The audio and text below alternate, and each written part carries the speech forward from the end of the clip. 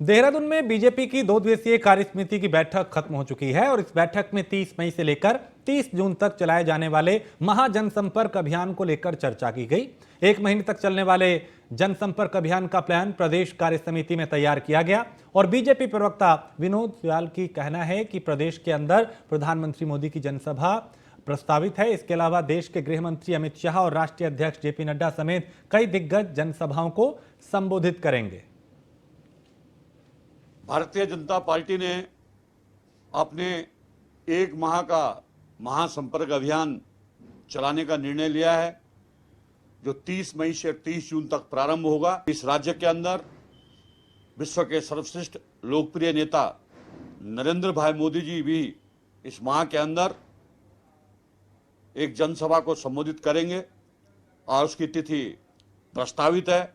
इसके अलावा भारतीय जनता पार्टी के भारत सरकार में गृह मंत्री आदरणीय अमित शाह जी का भी कार्यक्रम मिलने की उत्तराखंड राज्य में एक जनसभा करने का निर्णय है। प्रत्येक विधानसभा में 2 नेताओं का, हमारे राष्ट्रीय पदाधिकारियों का विशाल जनसभाओं का भी निर्णय है।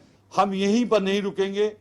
हम कांग्रेस के जो परिवार हैं और कांग्रेस के जो पदाधिकारी हैं उनके घर भी मोदी जी की नीतियों को लेकर जाएंगे और उनको समझाने का प्रयास करेंगे कि नरेंद्र भाई मोदी ने अपने 9 वर्ष के कार्यकाल में भारत को एक वैभवशाली राष्ट्र की तरह खड़ा किया है। तो आपको भी सद्बुद्धि है और आप भी इस यज्ञ में भाग लें। भारतीय जनता पार्टी ने अपने बागेश्वर से विधायक चंदन रामदास के निधन के बाद उपचुनाव को लेकर सुगबुगाहट तेज हो गई है। बीजेपी कांग्रेस दोनों ही बागेश्वर उपचुनाव की तैयारियों में जुटे हैं। वहीं दूसरी तरफ कांग्रेस प्रदेश अध्यक्ष करण माहरा ने बीजेपी पे परिवार में फूट डालने का आरोप लगाया। करण माहरा ने आरोप लगाते हुए कहा कि एक ओर जहां स्वर्गीय कैबिनेट मंत्री चंदन रामदास की पत्नी को बीजेपी टिकट दे रही है, वहीं दूसरी तरफ उनका बेटा खुद के लिए टिकट की मांग कर रहा है, जिससे परिवार में लड़ाई की स्थिति पैदा हो गई है और ये काम बीजेपी करवा रही है।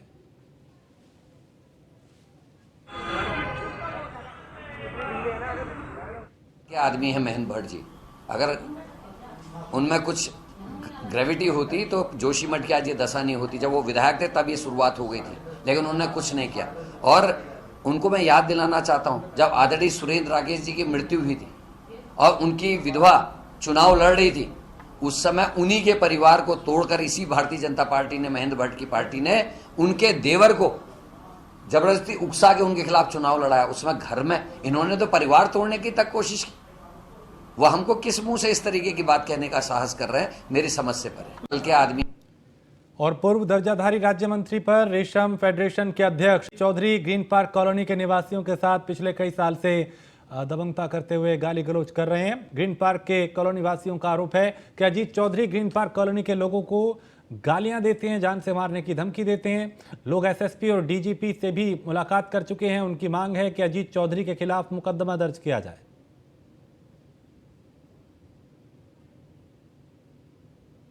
हमारा आज तक किसी से कभी झगड़ा नहीं हुआ और ना हमारा किसी को लेन देन है। उसका 20 लोगों से झगड़ा हो चुका है। वो मंदिर की दुकानों पे अवैध कब्जा कर चुका है। वो कई लोगों से लड़ चुका है। लिखा पढ़ी में उसके खिलाफ क्रिमिनल हिस्ट्री है, आपराधिक इतिहास है उसका। तो 10 मई को उसने मुझसे बदतमीजी कर दी। मैं शांतिपूर्ण ढंग से रहना चाहता था, एक सीनियर सिटीजन हूँ, सबसे मिलजुल रहना चाहता था। मैं सुबह खेलने भी जाता हूँ, मेरे लोगों से संबंध भी हैं और मैं वकील भी हूँ। अभी मैंने बार एसोसिएशन में मेंबर के लिए अप्लाई भी कर दिया है, ठीक। लेकिन उसने मुझे 10 मई को सबके सामने माँ बहनी गंदी गंदी गाली दी और रिवॉल्वर निकाल के जान से मारना चाहता था। लोगों ने मुझे बचा लिया। हमारा पूरा परिवार आतंकित है, परेशान है, ठीक है। हमारे घर पे बेटी है, वो हमसे बहुत दूर रहती है, लखनऊ रहती है। तो हम लोग की सबकी शांति भंग हो चुकी है और हम लोग पूरे टेंशन में रह रहे हैं। हमारा आज तक किसी से कभी झगड़ा नहीं हुआ और ना हमारा किसी। और मसूरी माल रोड पे देर शाम पर्यटकों की भारी भीड़ होने के बावजूद जेसीबी मशीन चलाने पर व्यापारियों ने हंगामा किया। साथ ही उन्होंने मसूरी माल रोड के पुनर्निर्माण और सौंदर्यीकरण का काम जल्द पूरा न होने पर चक्का जाम की चेतावनी दी। Mussoorie traders and welfare association के अध्यक्ष रजत अग्रवाल और महामंत्री जगजीत कुकरेजा का कहना है कि जेसीबी चालक नशे में धुत होकर सैलानियों से अभद्रता कर रहा था। नायब तहसीलदार विनोद तिवारी ने कहा, प्रशासन द्वारा रात को जेसीबी चलाने की लेकर कोई अनुमति नहीं दी गई थी। वहीं जेसीबी चालक द्वारा शराब पीकर काम किए जाने को लेकर उनके द्वारा पुलिस को चालक और ठेकेदार के खिलाफ कार्रवाई करने के निर्देश दिए गए हैं।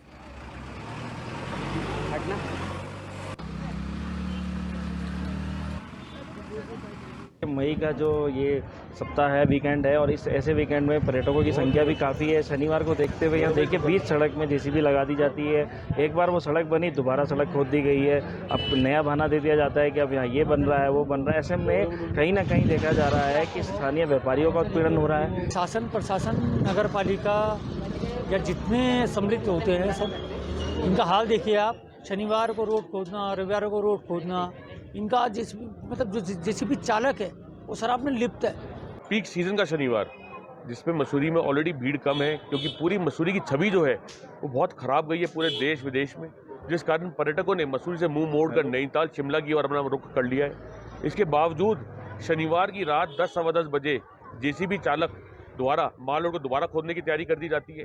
ट्रैफिक बड़ा जाम लग जाता है और साफ वीडियो बनाई जाती है पर्यटकों द्वारा और निवासियों द्वारा कि ये जेसीबी चालक पर्यटकों से, निवासियों से बदतमीजी कर रहा है। और उत्तराखंड एसटीएफ की एएनटीएफ टीम ने रायवाला से 20 लाख की स्मैक के साथ तस्कर को गिरफ्तार किया है। आरोपी अपने ससुर के साथ मिलकर ड्रग्स की तस्करी करता था। पुलिस अब ससुर की तलाश कर रही है और पुलिस के मुताबिक गिरफ्तार आरोपी और उसका जो ससुर है दोनों मिलकर ड्रग्स की तस्करी करते थे और ड्रग की अवैध कमाई से गिरफ्तार दामाद की शादी की सालगिरह पर बड़ी पार्टी की तैयारी हो रही थी। आरोपी पहले भी ड्रग तस्करी के आरोप में जेल जा चुका है।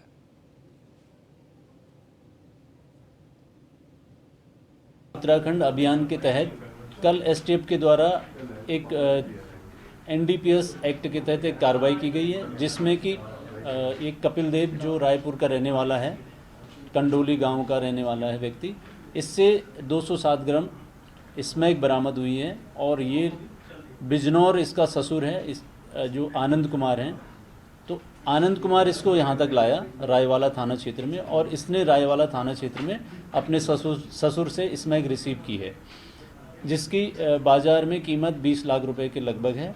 और उसके बाद आनंद कुमार फरार हो गया। फिर ये कपिल देव हमारी गिरफ्त में आ गया और इससे 207 ग्राम स्मैक के साथ साथ इसकी जो स्कूटी है जिससे ये कैरी करता है और बाकी लोगों को सप्लाई करता है, वो भी इससे बरामद हुई है। हरिद्वार में पुलिस द्वारा गौ तस्करों के खिलाफ चलाए जा रहे अभियान के तहत थाना पथरी क्षेत्र के कासमपुर के खेतों में पुलिस और गौ तस्कर के बीच मुठभेड़ हो गई। जवाबी कार्रवाई में जब्बार नाम का बदमाश घायल हो गया, जबकि अन्य बदमाश मौके से फरार हो गए। घटना के बाद घायल आरोपी को इलाज के लिए अस्पताल में भर्ती कराया गया। और एसएसपी अजय सिंह ने बताया कि हरिद्वार में गौ तस्करों के खिलाफ विशेष अभियान चलाया जा रहा है, जिसमें कई गौ तस्करों ने सरेंडर किया है और कईयों को पिछले कई दिनों में गिरफ्तार किया है।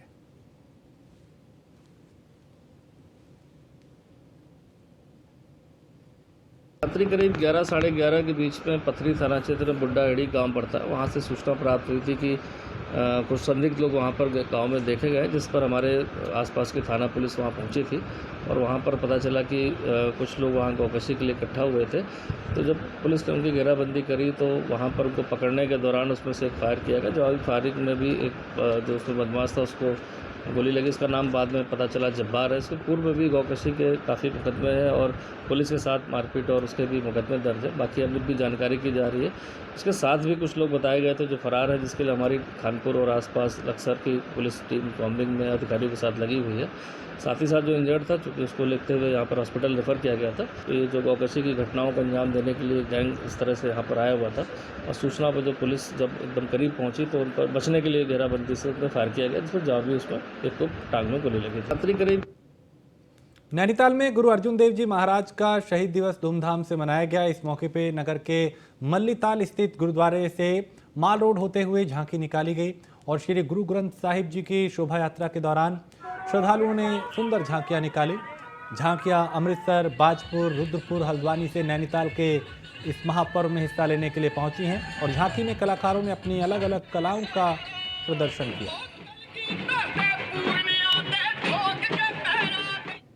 ये गुरु अर्जुन देव जी महाराज का शहीदी गुरुपर्व जो हर साल नैनीताल में बड़े धूमधाम से मनाया जाता है, इस साल भी उसी तर्ज पे मनाया जा रहा है, जिसमें बाहर से आई संगत काफ़ी शिरकत करती है और ये वाया माल रोड से तलीताल से वापस मल्लीताल आएगा, जिसमें रागी जत्थे, कथावाचक, गतका पार्टी स्कूल के बच्चे सब शिरकत करते हैं और जिसमें रास्ते में प्रसाद का वितरण भी किया जाएगा। नैनीताल में काफ़ी सालों से मनाया जाता है, क्योंकि इसमें ऐसा बनाया गया है कि प्लेन्स में गर्मी का टाइम होता है, इसलिए गुरुपर्व नैनीताल में विशेष तौर पे मनाया जाता है। इसलिए संगत सारी आसपास इलाके की तराई की संगत नैनीताल आके।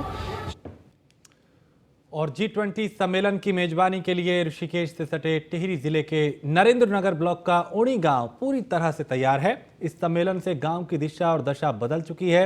एक तरफ जहां गांव में अवस्थापना विकास के कार्य किए गए, वहीं ग्रामीणों की आजीविका संवर्धन के लिए भी शासन प्रशासन ने योजनाएं शुरू की हैं और ये गांव एक मॉडल गांव के तौर पे देखा जा रहा है। इसमें कई ऐसी सुविधाएं हैं जो दूसरे गांवों से इसे अलग करता है और पहाड़ी संस्कृति, पकवान और पहाड़ी शैली के घरों का दीदार यहां पे कराया जाएगा। G20 सम्मेलन से ओड़ी गांव की अंतर्राष्ट्रीय पहचान बनेगी। मई और जून महीने में टिहरी के ओड़ी गांव में G20 की 2 बैठक आहूत की जाएंगी। मई में 26 से 28 मई तक G20 की पहली बैठक होनी है। इसमें सम्मेलन के डेलीगेट्स को गांव का दीदार करवाकर पारंपरिक पकवान, वेशभूषा, परिधान, आजीविका के साधन, विकास, स्वरोजगार आदि का प्रदर्शन किया जाएगा। ओणी गांव की जनसंख्या करीब 640 है। गांव में पलायन ना के बराबर है।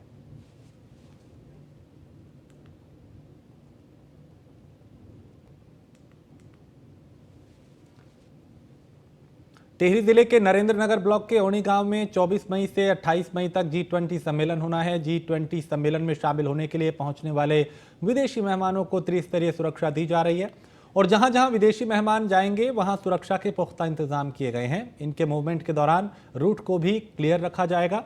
SSP टिहरी के मुताबिक NSG की टीम भी आ रही है जो पूरी सुरक्षा व्यवस्था देखेगी और SDRF की टीम भी तैनात रहेगी।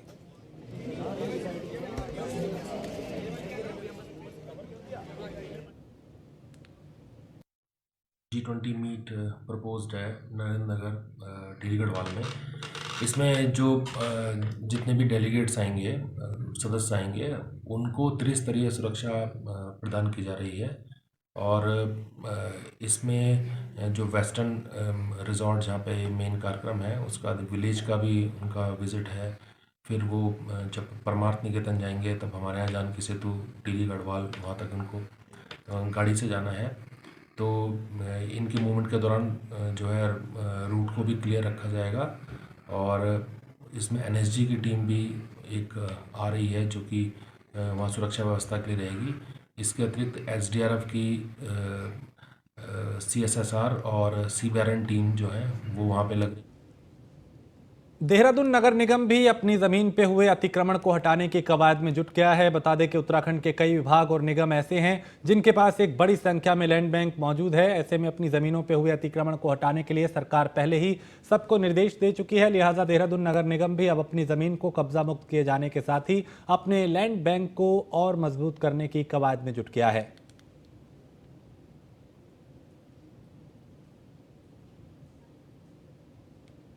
ये लैंड बैंक का तो एक बड़ा वो है। इसमें जो हमारी नगर निगम की ज़मीनें हैं, हमारा प्रयास है कि वो ज़मीनें हम उनको बचाएं और ज़मीनों पे अतिक्रमण ना हो, उस पर कब्जा ना हो। और जब जब कहीं से शिकायत आती है तो नगर निगम की टीम जाके उसको अतिक्रमण को ध्वस्त भी करती है और जो कार्रवाई हमें करनी चाहिए वो कार्रवाई भी हम करते हैं। कि लैंड बैंक का तो एक बड़ा वो है। इसमें जो हमारी नगर निगम की ज़मीनें हैं, हमारा प्रयास है कि वो ज़मीनें हम उनको बचाएं और ज़मीनों पे अतिक्रमण ना हो, उस पर कब्जा ना हो। और जब जब कहीं से शिकायत आती है तो नगर निगम की टीम जाके उसको अतिक्रमण को ध्वस्त भी करती है और जो कार्रवाई हमें करनी चाहिए वो कार्रवाई भी हम करते हैं। कि लैंड बैंक चलते इंटरलॉकिंग टाइल्स पे डामरीकरण करने पे कांग्रेस नेता मुखर हो गए। कांग्रेस नेता लोक निर्माण विभाग के दफ्तर पहुंचे और ढोल बजा के प्रदर्शन किया। साथ ही लापरवाही बरतने वाले अधिकारियों और ठेकेदारों पर कार्रवाई करने की मांग की। कांग्रेस नेता जयेंद्र रमोला के नेतृत्व में कई कार्यकर्ता रेलवे स्टेशन के निकट लोक निर्माण विभाग के कार्यालय पहुंचे, जहां कांग्रेसी चैनल गेट को खोलकर कार्यालय के अंदर दाखिल हो गए, जहां उन्होंने लोक निर्माण विभाग के खिलाफ नारेबाजी की। बार बार हम इस बात को लेकर चलते हैं कि जो निर्माण कार्य हो रहे हैं उस निर्माण कार्य में कतई भी धांधली नहीं होनी चाहिए, लेकिन देखने को मिलता है अब G20 के नाम पर करोड़ों रुपए की धांधली की जा रही है और कहीं ना कहीं क्षेत्रीय विधायक और मंत्री हमारा अंदेशा है कि इसमें सम्मिलित हैं, क्योंकि वो रात को निरीक्षण करते हैं और सुबह सड़कें टूटी हुई मिलती हैं। तो ऐसा क्या निरीक्षण करते हैं? क्या वो ठेकेदार से मिलने जाते हैं? क्या वो अधिकारियों से मिलने जाते हैं रात के समय में? क्या ऐसा क्या करते हैं कि वो सुबह सड़कें टूटी मिलती है? तो कहीं ना कहीं ये क्षेत्रीय जनप्रतिनिधियों की मिली भगत से सरकारी अधिकारी भ्रष्टाचार के खेल में लिप्त है। और हमने आज ये मांग करी है, आज इनके कान के नीचे ढोल बजाने का इसलिए भी काम किया है कि ये सुधर जाएं और ये जनप्रतिनिधियों के कहने पे गुणवत्ता से समझौता ना करें और जैसे सड़कें टूट रही है उसको बढ़ाने का काम करें। और इंटरलॉकिंग टाइल, सबसे बड़ी बात, इंटरलॉकिंग टाइल, लाखों रुपए की इंटरलॉकिंग टाइल इन्होंने लगाई, बिना टेंडरिंग के लगाई, और उसके बाद उसके ऊपर डामरीकरण करना शुरू कर दिया। तो ये अपने आप में बड़ी शर्मसार करने वाली बात है। जब जहाँ पर रोडें सही बनेंगे और ठेकेदार को फायदा पहुंचाने के लिए, मोटी कमीशन खाने के लिए अधिकारियों से मिली भगत करके अधिकारियों को और ठेकेदार की मिली भगत जो है ये रोड पे उनकी गुणवत्ता ना हो, तो कई रोडों पर माल लगाया जा रहा है। जबकि चंद्रवाड़ा रोड जो 28% वाली रोड है इतनी बुरी स्थिति में है, उस रोड पर कोई भी एक दूसरा काम नहीं कर रहे हैं। जो इंटरलॉकिंग टाइल के ऊपर डीसी का कार्य करने की, इसका स्पष्टीकरण हमने संबंधित का जो भी है उसमें लिया है। एक हफ्ते का उन्हें समय दिया है कि उनका किस कारण और क्या उसका रीजन रहा कि उन्होंने डीसी कराई है। बाकी जहाँ तक गुणवत्ता की बात है, देखो उसमें तो हमारा हर कार्य का थर्ड पार्टी मॉनिटरिंग होती है और उसमें टेस्टिंग होती है, प्रॉपर जो भी मानक है उनके हिसाब से उसमें गुणवत्ता का ध्यान रखा जाता है। सर, एक हफ्ते का समय एक हफ्ते का टाइम दिया हुआ है। संतोषजनक जवाब नहीं मिलता अगर संबंधित का भी यह है कि तकनीकी रूप से क्या सही है, क्या क्या गलत है, अगर किया गया है तो उसमें क्या रीजन है, क्या गलत है तो क्यों किया गया।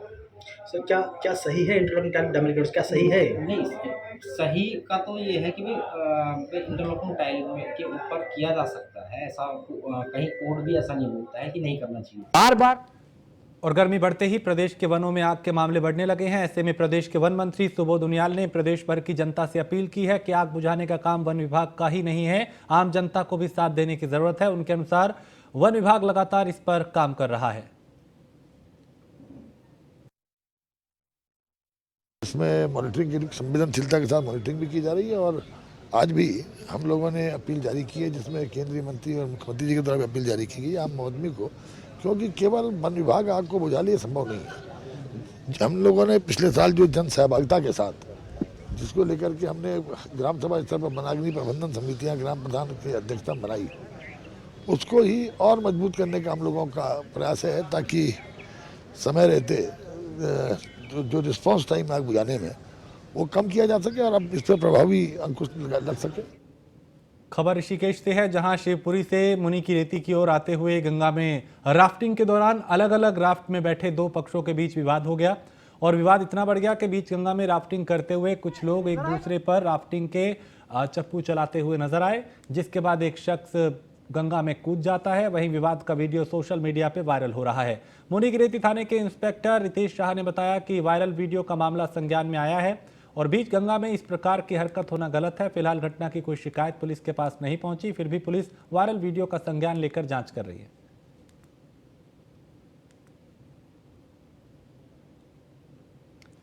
विकासनगर क्षेत्र में कई मजार ध्वस्त होने के बाद अब बाबा भूरे शाह की मजार पे सरकारी नोटिस चिपक गया है।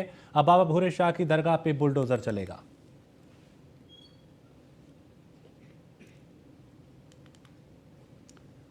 ऋषिकेश में रेलवे रोड पे गुरुद्वारा सिंह सभा के निकट अचानक पीडब्ल्यूडी के रोलर के ब्रेक फेल हो गए। ब्रेक फेल होते ही रोलर ढलान पे बैक होकर दौड़ने लगा।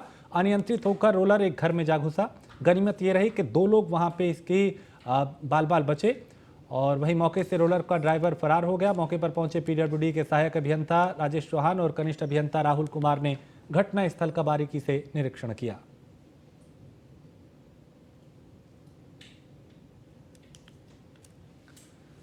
और इसी के साथ इस बुलेटिन में फिलहाल इतना ही। आप बने रहिए न्यूज़ वन इंडिया के साथ।